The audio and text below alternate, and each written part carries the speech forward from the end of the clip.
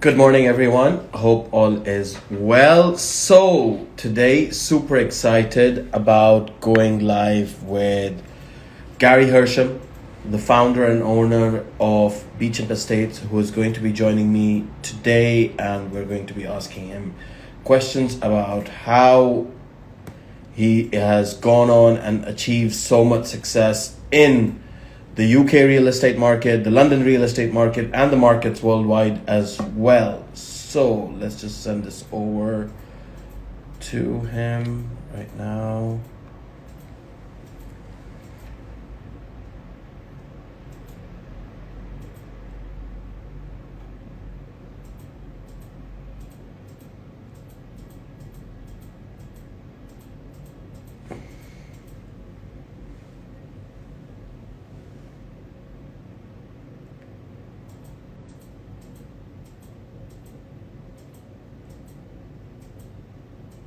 We should have Gary here shortly. Here we go.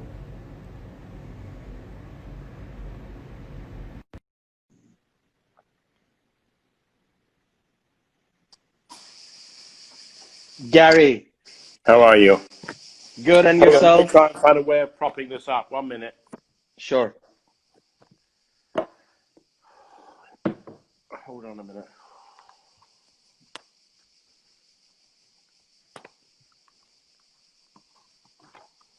Just 1 minute. It's okay. Take your time.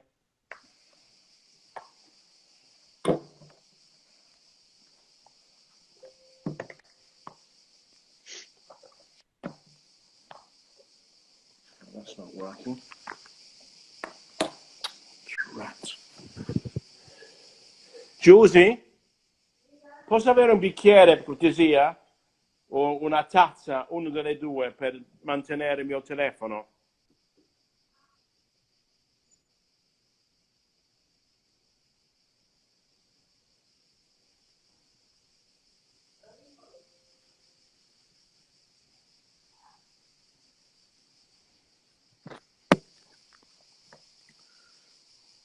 Can you Are see we me? good?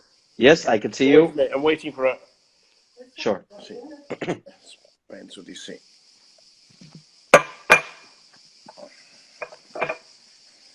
How's that? Yep, all good. Okay, Perfect. good. Well, can we start? Should we start? Yeah, off you go. Super. Thank you so much for coming on this live, Gary. It's a pleasure to host you. You are the most accomplished real estate agent in London, and it's a pleasure to have you on to ask you so many questions that I have in my mind about how did you go and accomplish all these things in your career so far. So thank you so much for joining me today. Pleasure. Very kind of you to invite me. Pleasure. Gary, I ask this to all my guests that come on here, and I know you've been in the market for so long. You've grown silver in this market. But I want to take you a few years back into your childhood where you were growing up, going to school, college, university. Did you always aspire to become a real estate broker in the London market from the very beginning? I mean, when we are growing up as kids, right, we see a lot of careers in front of us, like, for example, being a doctor, a lawyer, a architect, an engineer. I mean, was that something you were inspired by, or no? No, From the start, you were real no. estate driven. I wasn't inspired by it at all. I knew nothing about a state agency. I went to school, I went to theological college, I went to undergraduate. I did my undergraduate degree at Imperial College of Science. I started my PhD at the Royal Postgraduate School of Medicine. And I then went to work for my father's public company. It was a mini conglomerate. He owned 3 public companies. And I went to work for him. He was quite a difficult man in terms of the workload he imposed on his staff. And by chance, a friend of mine who was at Oxford at the time, who had just Okay. left Oxford, had bought an estate agency. And we used to have high tea on Sundays. And he came Okay. to high tea on Sunday. And he said, "Oh, I've just bought an estate agency. Would you like to join me?" And I snapped up on the opportunity. And that's how it started. I knew nothing And about estate agency. I knew this was nothing at the about age of, 27 or 28. wow.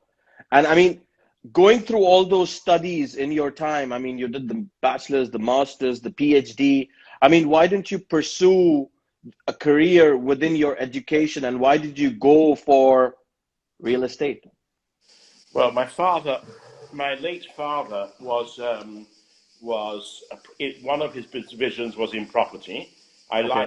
I liked property, and I never thought of continuing a career in the life sciences. I did an undergraduate degree in zoology, biochemistry, and applied entomology at Imperial College of Science. I told you I then went off to the Royal Postgraduate School of Yep. Medicine, Yep. but I never had any intention of continuing in those fields. It was almost as if my father had pushed me into doing all those degrees. I wasn't educated. In fact, when I finished all those degrees, he said, "You're not going to be able to earn a living.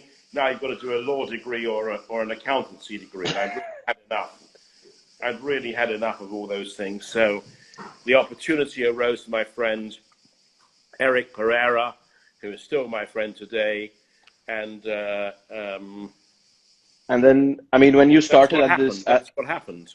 and then when you started at this real estate agency, I mean, where were you based? Were you based in central London, or were you We were based in based. Oxford? We are called Beecham Estates because we were based in Beecham Place.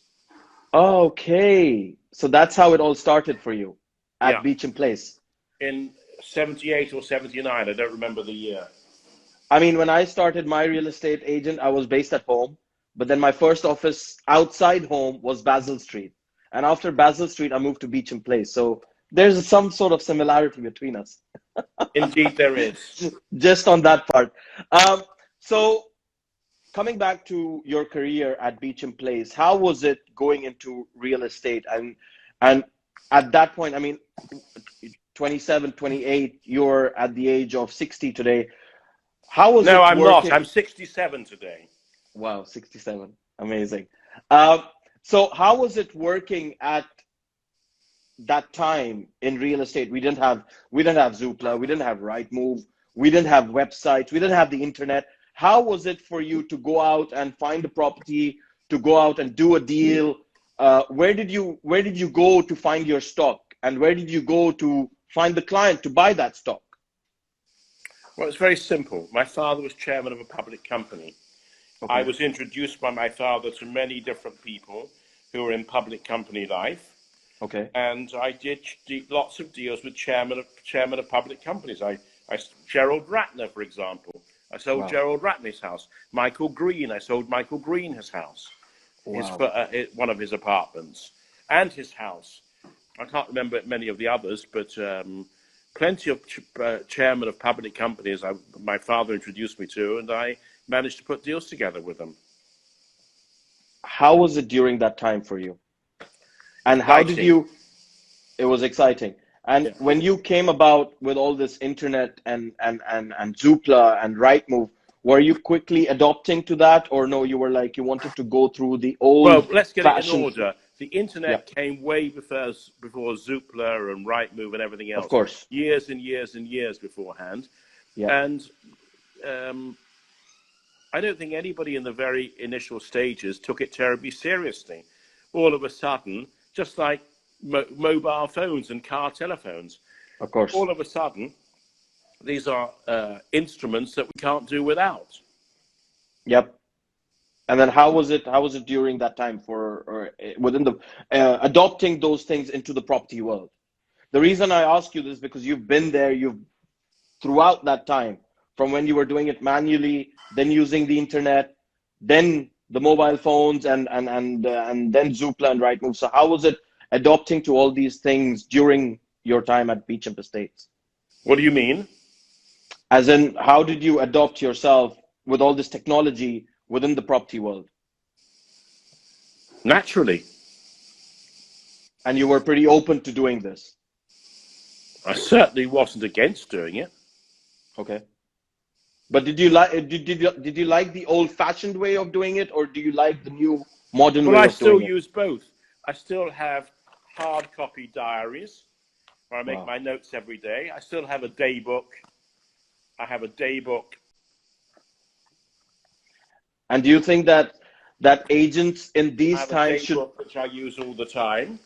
Yep. Put my notes in. I do both, and I have hard copy files. And your advice to agents today would be the same thing, that take on the old-fashioned way of doing things and working with the Well, I new wouldn't modern say technology. old-fashioned. Writing things on a piece of paper, making notes, is not old-fashioned. It's an aide-memoire. Nothing to do with old-fashioned. You need to make notes. If Of you course. make a note on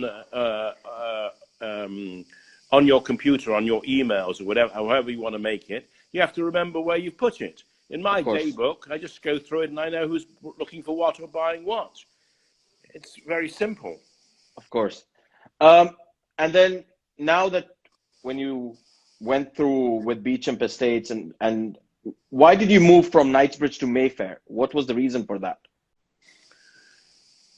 We had a one-floor, two-roomed office. We Okay. then moved, because it wasn't big enough, we then moved to Cork Street, number 9 Cork Street, in Okay. which my partner Eric Pereira had half the floor, which he did his Decimus Islands trading business from, and I Okay. had the other half of the floor doing my estate agency business. My late father was very friendly with a man called Adrian Jacobs, and Okay. Adrian Jacobs owned a building, number 24 Curzon Street, and I Yep. think he was in financial difficulties. And my father bought the building off him for 25,000 quid at the time, and Wow. I became the tenant. Wow. 25,000. What year was this? 78, 79, 80. Wow. And that building today must be worth? Who knows? That's a good one. So I want to ask you about all these deals that you've done over the years. I mean, do you recall? Do you know of how many deals you've done over the years you've been in the estate agency world? No clue. But you must have surely passed 1,000, I guess. Well, on the basis that I've got a book.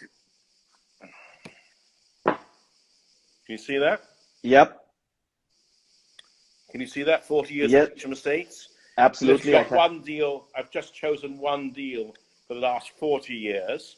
And if you look at our figures, by the way, if you Yep. add up the total of deals done from 1979, which is when my first record starts, Yep. to 2019, it adds up cumulatively to 1.456 billion. But Wow. if you took it at the 1919 value, the 2019 values, it came to 3.414 billion.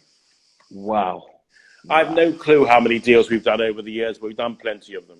But that is absolutely, I mean, the numbers are staggering. I mean, this is why I said that no one can ever achieve what you've done in the real estate market in London. I mean, possibly in the future, but right now I can't see anyone like that of your Well, I can career think of a point. couple. Danny Daggers used to be pretty good at what he did. Of course, but still, he's young. I'm sure he's got a long way to go. Wouldn't you Okay, agree well, that? I don't consider myself the way you've described me. I just carry on with my job. I enjoy what I do. I Of like course. putting deals together. We were very lucky this year. We did 2 deals in the last, sorry, not this year, in the last 10 months.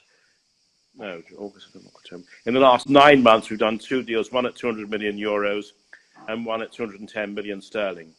Wow. And can you take me through those 2 deals? I mean, record breaking. The whole world heard about it. It was all over the press. It was all over the media. What did you do out there I mean, the 200 million pound deal that you did, 210 million pound deal that you did, selling that most luxurious real estate or most expensive real estate residential home in London. How did you go about doing that? And what's the work that you put in to get that deal done?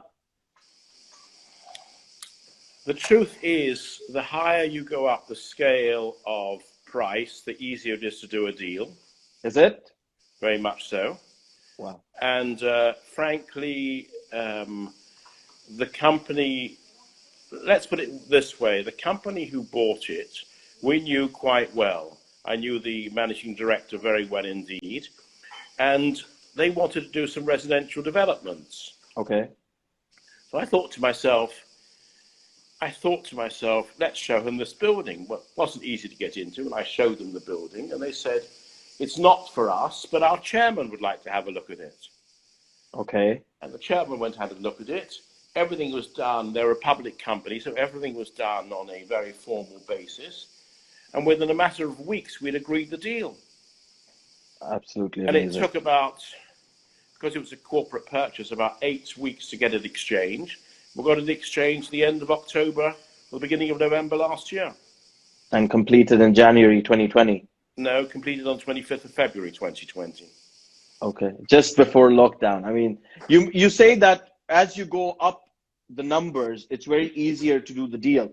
But then don't you think that a lot of people are, or a lot of property buyers are really clued on, and they go into the nitty gritty of the property to know that they're purchasing the right property for themselves or for their family or investments or development? I mean, don't you think that's the case? There are 3 different things you're talking about. Don't confuse apples with pears. Okay. When it comes to buying an expensive property in London, somebody would come and have a look at it, and he will say, very great shame, it's not a hole-in-one, I don't want it. And you can't convince him to buy it at any price. Or he'll say, yeah, I love it, I'm going to buy it, I want it. And that's happened to me so many times over the years.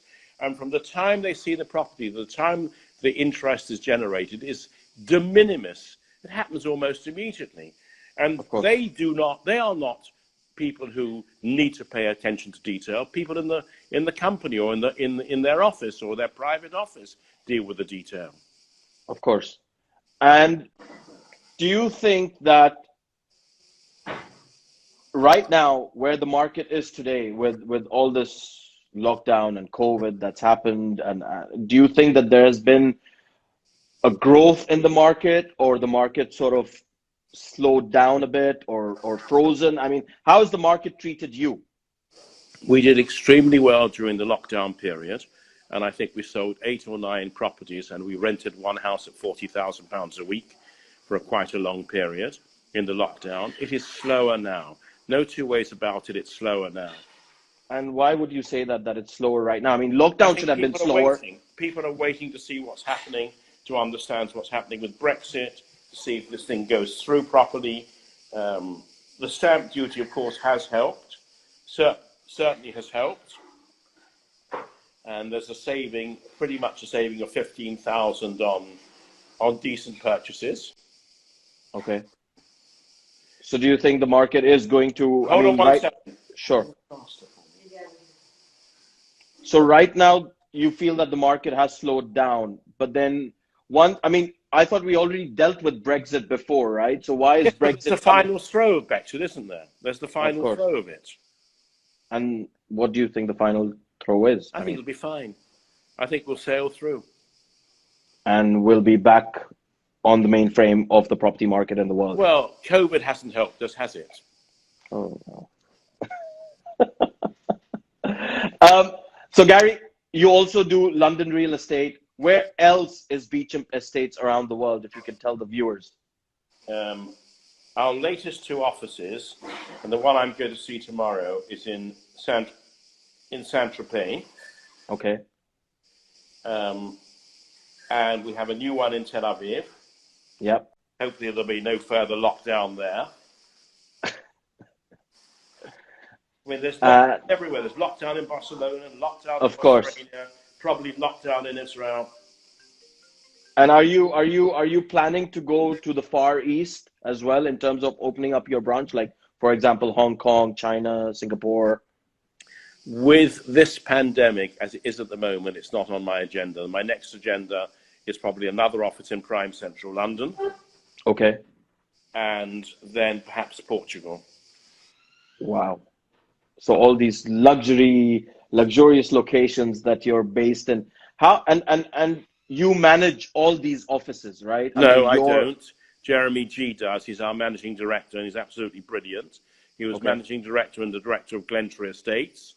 Okay. He's absolutely brilliant.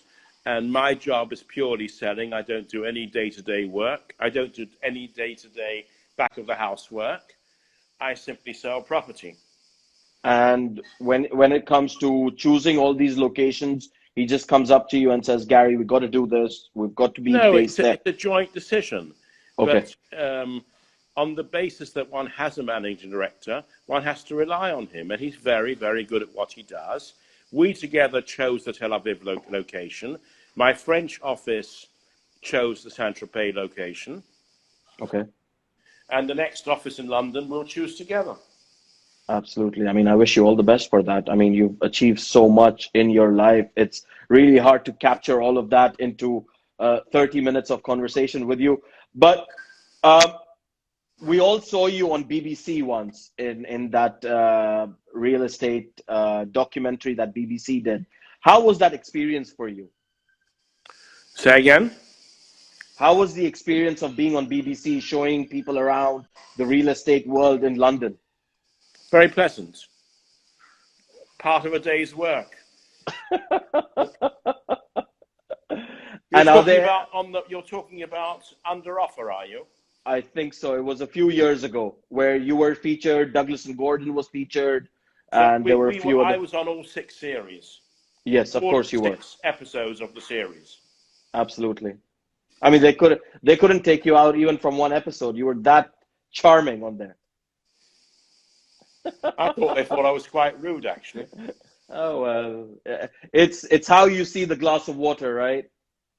Like I mentioned, you're an inspiration to a lot of real estate brokers in London, in the UK, around the world, especially for me. I've said that a million times to you, to your face, and on Instagram as well, that what you've achieved, I mean, it's only a fraction of what other estate agents can achieve in their whole lifetime.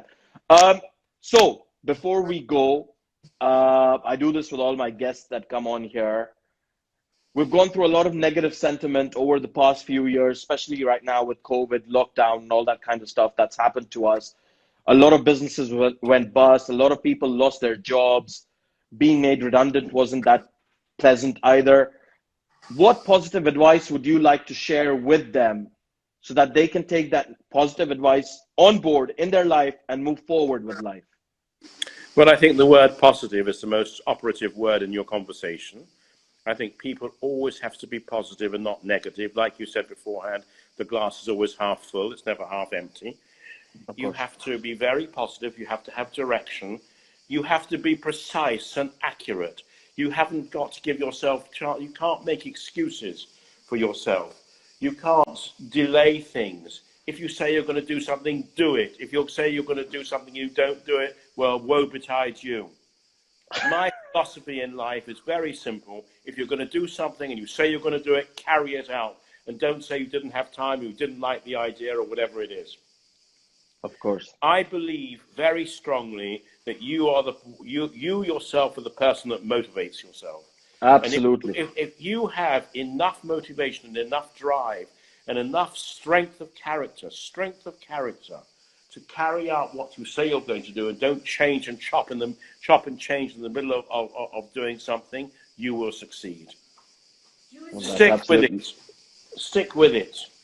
Absolutely. Well, no other person to tell us that or give us that advice. I'll give you another bit of advice. In the estate agency world, if you lose a deal and all of a sudden you start saying to yourself, it's not important, who cares, there are other deals in the pipeline, then that is when you lose motivation and drive. Every deal that you lose must hurt you. Every deal that is lost must hurt you. You must try and understand what mistake you made. And even if you didn't make any mistake, somebody came in and bought the property, then you weren't quick enough. You have to understand, you have to feel pain from the deals you lose. How do you deal with that when you lose a deal? What do you do? Lights.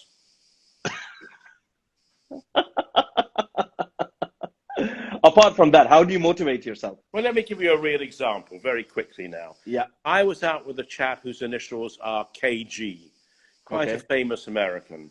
And Okay. he'd flown over to see a house in Belgravia, and he came straight from his aeroplane to see the house. Okay. And after seeing the house, he said, "Yes, I do like it. What else have you got to show me?" So I said, "I'll show you a house in Belgrave Square. I'll show you a house in Regent's Park." And I showed him two further houses, one in Regent's Park and one in Belgrave Square. "Anything else you've got?" I said, "No, I can't think of anything else." Anyway, he ends up buying a house in St. James's. Okay. And I look at my diary to check the date I was meant to see him. And guess what I see in my diary? "Don't forget to show KG such and such a house in St. James's." In my diary. I'd written it down. God almighty, did I beat myself up for 2 months. And who took that? Who took what? Who did the deal there at St. James's? I think it was Knight Frank. It had to do something with Douglas and Elliman in New York, but it was Knight Frank. But Wow. just the fact that it escaped me and I forgot to show him that property, I almost wanted to beat myself up.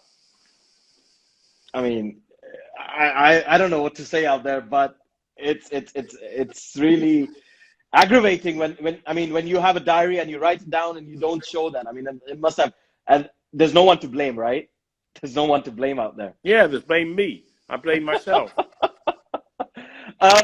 Gary, one last question that I have. I mean, you're so accomplished, well accomplished in this real estate agency world, and you know are you trying something out on your phone? No, I don't know. I don't know what's happened. How do I get out of this? I don't know. Maybe you've clicked something. It's all right. Leave it for now. It looks pretty cool. So are you planning to start some sort of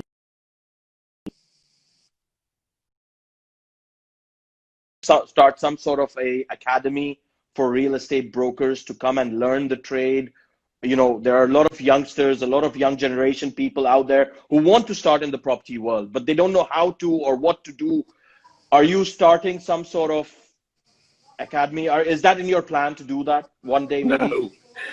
Why would people want to learn from me? Like I mentioned, Look, I'll tell you what. Yep. In reality, over the years, we have taken on, I would say, I don't know, maybe 100 juniors, maybe more. Okay. And I can tell you, I can give you half a dozen names, all of whom have been very successful. There's a young man called Joshua Marks who went from me to Knight Frank and became very successful at Knight Frank. I can give you a dozen other names of people who've worked for me and have learnt the ropes, perhaps the hard way, have learnt the ropes of Beecham Estates through me and through my offices. And we have a young man called Vlad who works for us. He was introduced to us by the Prince's Trust. He was only meant to be there as a junior for a year. He's been with us for 4 or 5 years. He's an absolutely brilliant young man. Wow.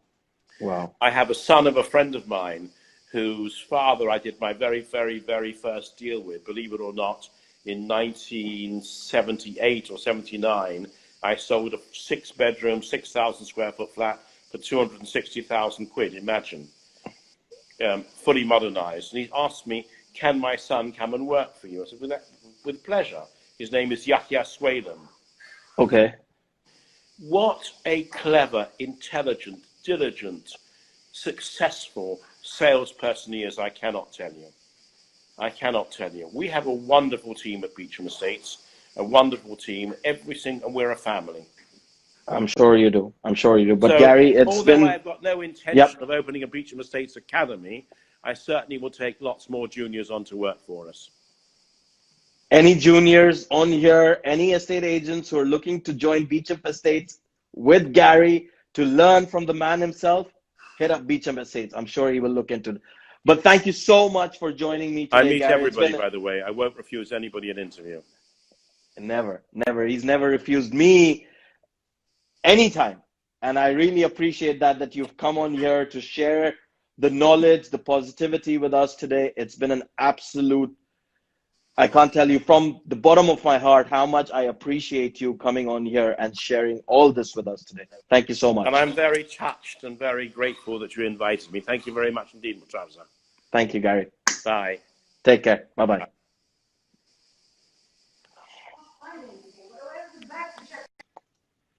Wow.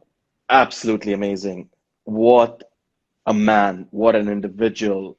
So much to his name. Like he mentioned, all these deals, amount of billions pounds worth of properties that Beecham Estate and Gary Hersham himself has sold. It's an inspiration, an aspiration to be there, to achieve that success, so that one day Gary would, take that person's name, that look at this person, they achieved all this success from nowhere. But thank you so much to Gary for turning on this live today. It's been an absolute pleasure to speak to him, to know about the real estate world, of how from where he started to where he is today. It's so great to know about all of that. But thank you to all the viewers that tuned in. I'm sure you enjoyed Gary Hersham speaking about the real estate world today as well.